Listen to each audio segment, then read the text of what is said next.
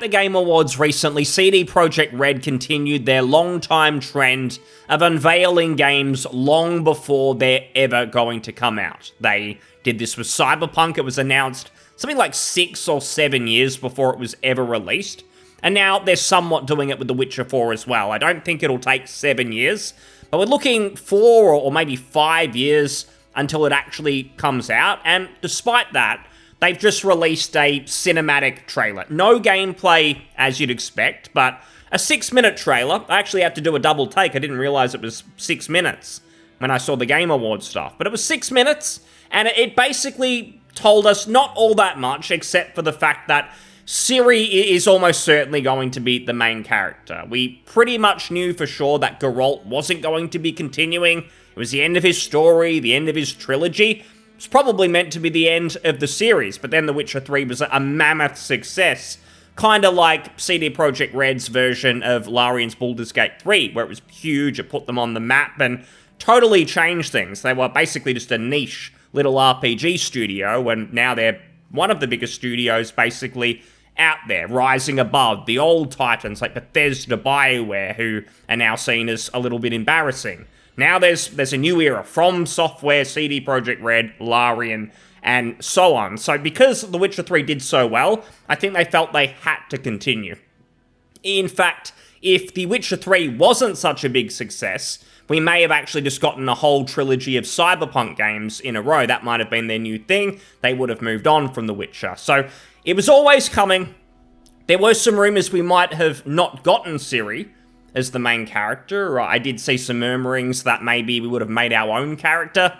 That would have been a pretty big risk, I think, given some of the magic of the Witcher games is that Geralt is his own character. He's involved in the story, has his own personality, even though you're making some choices. To go from that to maybe silent protagonist or even a V situation, like in Cyberpunk. I mean, even with V, you have Keanu Reeves, you have Johnny Silverhand, sort of creating some more of that personality around you. I think that was one of the big reasons that they did that. So I think that they've tried to play it safe. That's why they've gone with Ciri.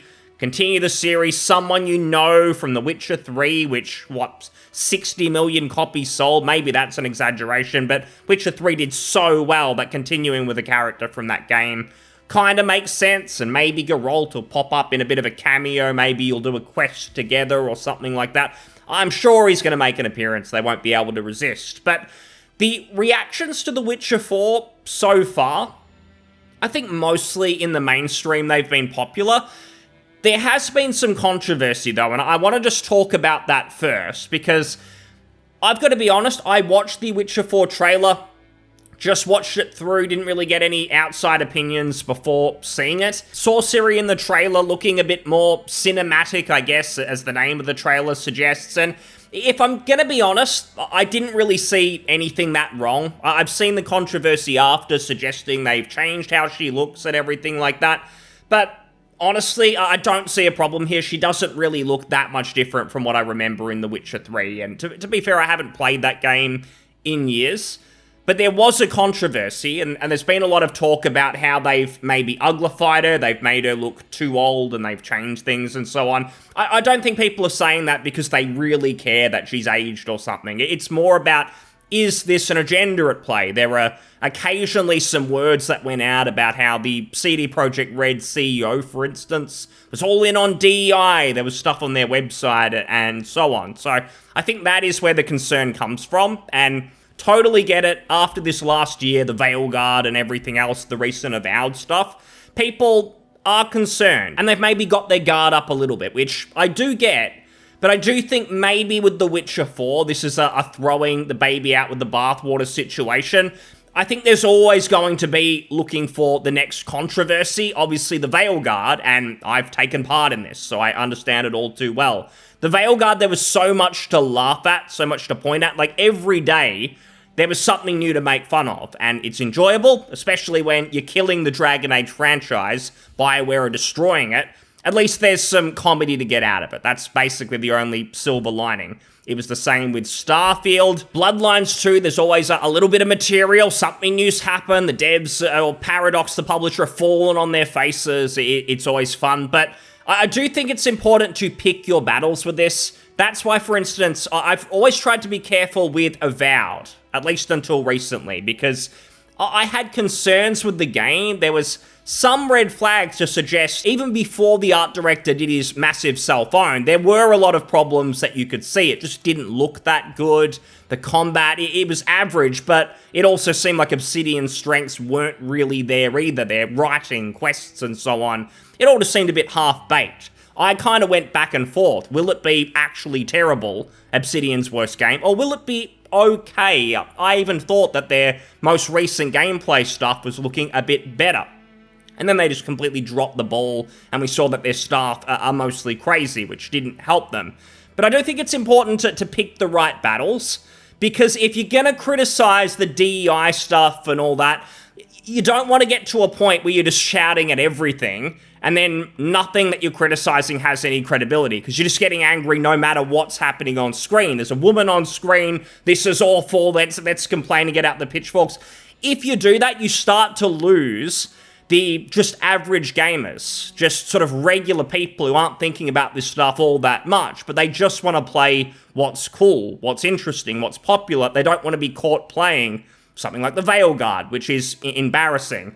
And you don't want to lose those people, because that's how devs who are in it for the wrong reasons, who are trying to make basically just political pieces, they use video games as a vehicle to do that, to push their own agendas. They'll get away with that if just the average gamer doesn't realize that these people are making bad games with the wrong intentions that aren't the best that they could actually be, that they're bringing down the quality of the medium. So when those sorts of devs, like the Avowed devs or BioWare, for instance, are getting called out, because there's just such a consensus across gaming, the internet, whatever, that filters down to the normies, and they think, I don't want to play that. People are saying it's not very good. That's how the BioWares of the world are getting punished, and why the right games are getting rewarded, because when there's a great game, people are talking about it. I don't think that The Witcher 4 is picking the right battle, at least so far. I'm certainly not saying it's definitely going to be good or anything. I think CD Projekt Red have a lot of ground still to make up. Obviously, The Witcher 3 does very well. There's a ton of content. There's free DLC. The expansions are really good, and they're fairly priced, and so on. But then Cyberpunk comes out, and the wheels sort of start to fall off for them. Now, for me personally, I actually enjoyed Cyberpunk. I had way lower expectations than probably anyone did, given the disappointment. I played it on PC. I enjoyed it. It exceeded my expectations, because I was worried with the marketing that was going on before it came out, where they were removing, for instance, RPG from a lot of descriptions on their website across different material. When they removed role-playing game in the marketing, I was really worried it was going to be some sort of GTA kind of thing. They were going to try and compete with Rockstar. That's what a lot of the marketing suggested, and a lot of people were getting hyped for that reason. Oh, you can live in Night City, you can do anything, I can literally have a virtual life in this game. I remember people, there was one post I saw, a non-ironic, serious post of someone who was melting down about how Cyberpunk failed to cure their depression because you couldn't live in that world. It was just a regular video game. Some stuff like that did the rounds, but for me, the fact that I think it was even perhaps more of an RPG than The Witcher 3, I had a good time with it. Sure, it's an action RPG, it's still kind of mainstream, it has a lot of the stuff you can expect from modern games, unlike, say, our Baldur's Gate 3, which has a pretty old school influence.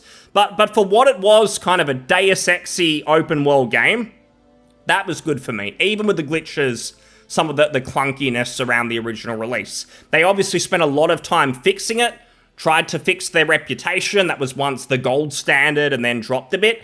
Even with all that, all the fixing, the patching, the expansion, I still think they have a bit of work to do to earn back trust, especially for people who might want to buy it day one on release. There might be some people who are a little bit skeptical. So I'm certainly not saying that The Witcher 4 is going to be incredible, but I also don't think CD Projekt Red have a reputation of just destroying their own games in the name of political agendas. There's no real evidence of that outside, again, murmurings of DEI stuff on their website or so on. So I think looking at Ciri and getting upset about how she looks and so on, maybe she does look a bit different than in The Witcher 3, but this is a cinematic trailer. They're always designed to look a little bit more realistic. not sort of just to replicate the art style of the game. She's probably going to look way different than in the actual video game when we see more of it, see any of it really, when there's actually gameplay, which will probably be years from now if we're being realistic. And if I'm honest, CD Projekt Red, I don't think they're going to get caught up in weird Western identity politics stuff. I think they know where things are going. They're smarter modern devs than, say, BioWare, who are just past their prime. I really don't think if The Witcher 4 is going to be a downfall for CD Projekt Red, it's going to be because Ciri's too woke or something. I don't think that's going to be the problem. And I think when you sort of just throw all these games in the same rotten bucket, so for instance, Intergalactic, the Naughty Dog game, which I did criticize, the main character, it's not that just that she looks weird, she also just seems annoying.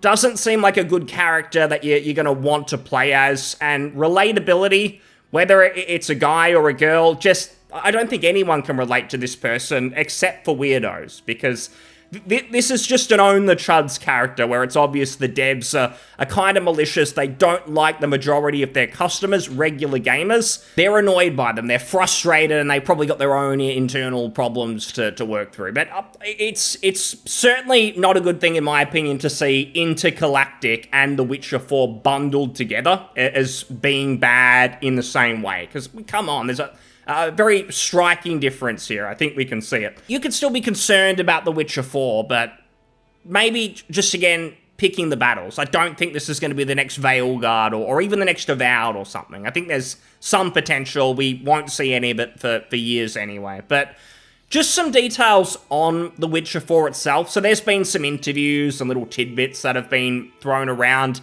There was a Chinese game site interview, for instance, where it does mention The Witcher 4 is a new original story about Ciri, and Geralt will appear from time to time. So, interesting. So it might not just be a cameo appearance, might pop up here and there, and this was always going to happen given the success. They were probably just figuring out how do we get Geralt into the story without it just seeming like absolute fan service, and like we're going back, I suppose, on it being the end of Geralt's story without it looking desperate, and kind of looking like when they're bringing Robert Downey Jr. back to the Marvel Cinematic Universe after the whole thing's fallen off a cliff. Like, they're meant to be in their prime as a studio, not desperate. So I can see the challenge there.